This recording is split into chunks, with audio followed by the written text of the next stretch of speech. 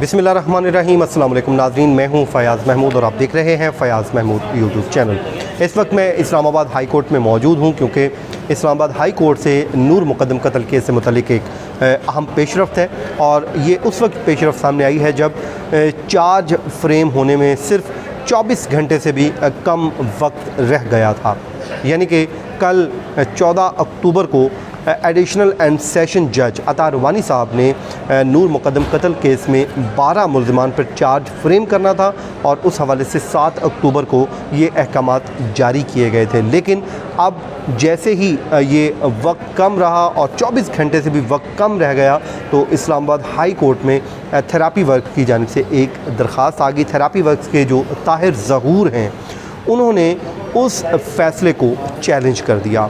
यानी कि जो 7 अक्टूबर का फ़ैसला है, अहकामात हैं, उसको अब इस्लामाबाद हाई कोर्ट में चैलेंज किया गया है। इसमें बज़ाहिर उन्होंने मांगा कुछ नहीं लेकिन सब कुछ मांग लिया। वो क्या मांगा है वो मैं आपको बताता हूँ। इस दरख्वास्त में बड़ी इम्पॉर्टेंट पेशरफ्त है जो मैं आपके साथ शेयर कर रहा हूँ। सबसे पहले उन्होंने अपने वकील के ज़रिए, जो अकरम कुरैशी एडवोकेट साहब हैं, ये नैब में भी रहे हैं, मियाँ नवाज़ शरीफ के केसेस में नैब की तरफ से पेश होते थे और अब वो इनके वकील हैं, उनकी जानिब से ये ताहिर ज़हूर की तरफ से ये उन्होंने दरख्वास्त दायर की है जिसमें उन्होंने इस्तदा ये की है कि 7 अक्टूबर का जो अता रुवानी साहब का फ़ैसला है वो गैर कानूनी और गैर आइनी है। नंबर 1 वो ये कहते हैं।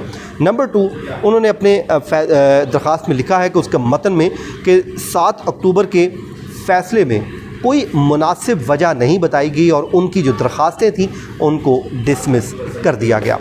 फिर वो कहते हैं कि तफ्तीशी अफसर पे उन्होंने कहा है कि जब इस मामले की इन्वेस्टिगेशन हो रही थी तो इन्वेस्टिगेशन ऑफिसर उन्होंने बदनीयती से ताहिर ज़हूर और उनके जो दीगर मुलाजमीन हैं, जो 5 मुलाजमीन हैं जिसमें वामिक रियाज़ है, अब्दुल हक, वो समर अब्बास है, अब्दुल हक है, दलीप कुमार है, अमजद महमूद हैं, ये जो 5 हैं, इन 6 लोगों को बदनीयती से वो कहते हैं कि इस मुकदमे में मुलव्विस किया गया, नामज़द किया गया।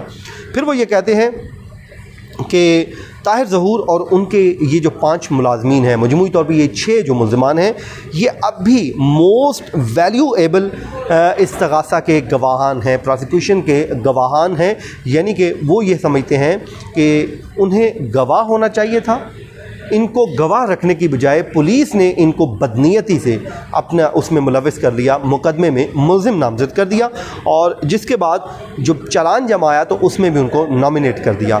अब उसी चालान की रोशनी में जो CRPC की 173 की रिपोर्ट है उसकी रोशनी में एडिशनल एंड सेशन जज अता रुवानी ने मुल्ज़िमान को ट्रायल के लिए 22 तारीख को समन किया और उसके बाद 6 अक्टूबर की तारीख मुकर्रर की गई चार्ज फ्रेम के लिए। फिर वो ये कहते हैं कि हमने दरख्वास्तें दायर की और वो दरख्वास्तें क्या थी, वो ये कहते हैं कि हमारा राइट है वो चार्ज फ्रेम से पहले तमाम तर एविडेंस उसके साथ शेयर किया जाना चाहिए। वो ये कहते हैं कि हमें 161 की स्टेटमेंट्स तो दी गई लेकिन वो जो ड्यूरिंग द इन्वेस्टिगेशन, दौरान तफ्तीश जो दरियाफ्तें सामने आईं उनको जो हमें नहीं दिया गया तो देन हमने 6 अक्टूबर को इसको चैलेंज कर दिया और उसके बाद रिकॉर्ड के हसूल के लिए जब अदालत से रुजू किया, हालांकि वो ये कहते हैं कि अदालत जो पाबंद थी फ्री ऑफ कॉस्ट तमाम तर जो एविडेंस है उनके स्पुर्द करने का, ताकि वो अपने इस मुकदमे का जो दिफा है उसको मुकम्मल तौर पे तैयार कर सकें। फिर वो ये कहते हैं कि जी 6 अक्टूबर को हमने इस पे दरख्वास्त दायर की और 7 अक्टूबर को अदालत ने फ़ैसला सुनाया और उसमें कोई मुनासिब रीज़निंग नहीं दी गई और कोई मुनासिब वजह बताए बग़ैर जो हमारी दरख्वास्त है उसको टर्न डाउन कर दिया गया और हमारी दरख्वास्त को मुस्तरद करके अदालत ने 14 तारीख, अब अगली जो तारीख है, मुकर्रर कर दी है। फिर वो ये कहते हैं कि ये रिकॉर्ड का जो हसूल होता है वो किसी भी मुल्ज़िम का बुनियादी हक़ होता है और 7 डेज़ का टाइम उसको दिया जाता है। मिनिमम 7 डेज़ इसलिए दिए जाते हैं कि वो अपना जो दिफा का राइट है वो इसको इस्तेमाल करे और उसको अच्छे तरीके से अपने दिफा को इस्तेमाल करके जो तैयारी के साथ चार्ज फ्रेम वाले दिन पेश हो जाए। तो फिर उन्होंने लिखा कि दौरान तफ्तीश पुलिस ने जो दरियाफ्तें थीं वो रिकॉर्ड की लेकिन हमें फ्राहम नहीं की गई। तो वो अब ये कहते हैं कि इससे हमें नाकाबिल तलाफ़ी नुकसान पहुँच सकता है, मुल्ज़िमान को नुकसान पहुँचने का ख़दशा है अगर वो जो दरियाफ्तें हैं वो उनकी रसाई मुल्ज़िमान को नहीं की जाती। फिर वो ये कहते हैं कि एक तो इनकी ये दरख्वास्त मंजूर की जाए, नंबर 1।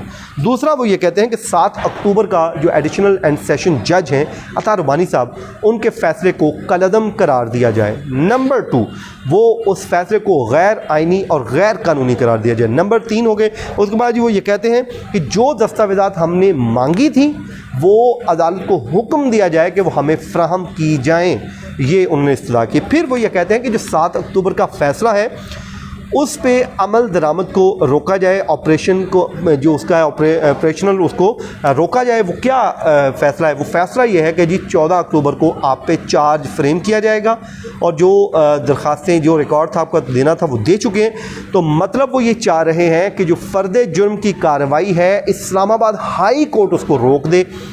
कार्रवाई रोकी जाने का मकसद ये, यानी कि उन्होंने डायरेक्टली नहीं लिखा कि चार्ज फ्रेम को रोका जाए, लेकिन उन्होंने उस फ़ैसले का जो ऑपरेशनल हिस्सा है, जो उस फ़ैसले के ऊपर अमल दरामद रोकने का जब इस्तदा की है, तो वो फ़ैसला ये था, हुक्मनामा ये था कि चार्ज फ्रेम किया जाएगा 14 अक्टूबर को और मुल्ज़िमान अपनी हाज़िरी को यकीनी बनाएं। तो अब आप ये कह सकते हैं कि अब कल इस्लामाबाद हाई कोर्ट में ये दरख्वास्त मुमकिन तौर पे फ़िक्स हो सकती है। और अगर कल के लिए ये फ़िक्स हो जाती है तो ज़ाहिर है ताहिर ज़हूर और उनके वकला हैं वो ट्रायल कोर्ट की बजाय हो सकता है इस्लामाबाद हाई कोर्ट में आ जाए, क्योंकि अपर फोरम यही है। और अगर वो यहाँ पे आते हैं और उनको इस्लामाबाद हाई कोर्ट रिलीफ दे देती है फौरी तौर पे, अगर सस्पेंड कर देती है, जिसका इम्कान बहुत कम होता है पहली हेयरिंग पे, ये मैं आपको वाज़े कर दूँ, बहुत कम इसका इम्कान होता है। और अगर इस्लामाबाद हाई कोर्ट में वो आगे ये प्ली लेते हैं कि जी आज वहाँ पर चार्ज फ्रेम होना है, चार्ज फ्रेम हो गया तो हमें नुकसान हो सकता है, बेहतर है कि उसको रोका जाए। लेकिन वो अदालत का इख्तियार होगा कि अदालत उस पर फैसला करेगी कि क्या रोकना चाहिए या नहीं। लेकिन उन्होंने ये इस्तदा की है और अब आप ये कह लीजिए जो अगले चंद घंटे हैं बड़े इंतहाई अहम हैं।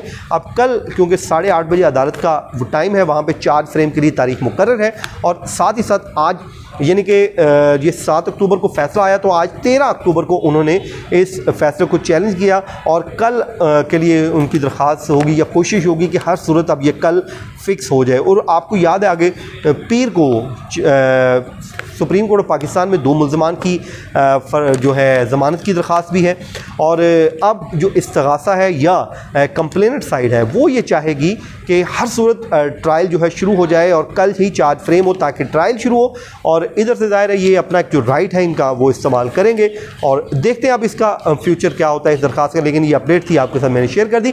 मुझे अपनी दुआओं में याद रखिएगा। मुझे दीजिए इजाज़त। अल्लाह हाफ़िज़।